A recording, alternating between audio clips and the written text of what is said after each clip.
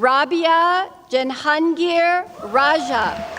یہ ریاست ورجینیا کے ناردرن ورجینیا کمیونٹی کالج کے حال ہی میں ہونے والے کانوکیشن کا منظر ہے۔ یہ کالج اسٹوڈنٹس کی تعداد کے لحاظ سے امریکہ کا تیسرا سب سے بڑا کمیونٹی کالج ہے۔ اس منظر کا ایک اہم اور نمایاں پہلو تنوع ہے، یعنی مختلف نسلی، مذہبی اور لسانی پس منظر سے تعلق رکھنے والے طلباء کی اس ہجوم میں موجودگی۔ یہی منظر یہاں کے اکثر بڑے شہروں کے اسکولز، کالجز اور یونیورسٹیز میں بھی نظر آتا ہے۔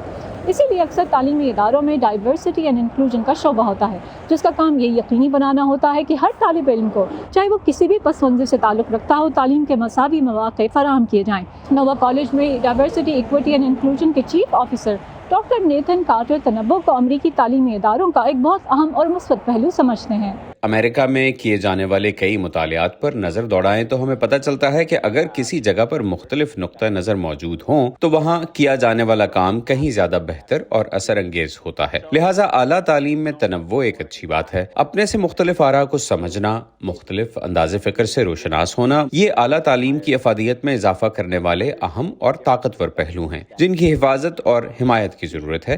یہ منفی پہلو نہیں۔ امریکہ میں مردم شماری کے سرکاری ادارے سینسس بیورو کے اعداد و شمار کے مطابق گزشتہ دہائی کے دوران یہاں کی مقامی آبادی کے 31% کے مقابلے میں بیرون ممالک سے یہاں منتقل ہونے والے تارکین وطن کی تقریباً 48% تعداد کے پاس کالج ڈگری تھی، جبکہ امریکی شہری بننے والے تارکین وطن اور یہاں پیدا ہونے والی ان کی نئی نسل میں بھی اعلیٰ تعلیمی ڈگریوں کا تناسب مقامی افراد سے زیادہ رہا۔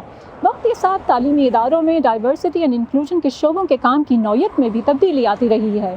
ہمارے کالجز میں داخل ہونے والے طلباء کی بہت سی ضروریات ہیں۔ کچھ غذائی عدم تحفظ کا سامنا کر رہے ہیں، کچھ بالخصوص کووڈ کے اثرات کے بعد ذہنی مسائل سے دوچار ہیں۔ امریکی محکمہ تعلیم اسٹوڈنٹس کی ضروریات پوری کرنے کے پروگرام کے لیے تعلیمی اداروں کے لیے اضافی فنڈز جاری کرتا ہے، خواہ وہ ان کی تعلیم جاری رکھنے کے لیے اسٹوڈنٹ قرض کی معافی کے لیے ہوں یا انہیں کمیونٹی وسائل تک رسائی دینے کے لیے۔ یہ سمجھنے کی ضرورت ہے کہ تعلیمی میدان میں کامیابی حاصل کرنے کے لیے مختلف پس منظر رکھنے والے طلباء کی ضروریات بھی مختلف ہوتی ہیں، اس لیے ان کی ضروریات اور خدشات کو مد نظر رکھتے ہوئے ہماری توجہ انہیں منصفانہ مدد دینے پر مرکوز ہے۔ ورجینیا ٹیک یونیورسٹی میں افریقن اسٹڈیز کی پروفیسر برینڈی فالکنر سمجھتی ہیں کہ تعلیمی اداروں میں متنوع پس منظر کے طلباء کی کامیابی کو یقینی بنانے کے لیے اقدامات ناکافی ہیں۔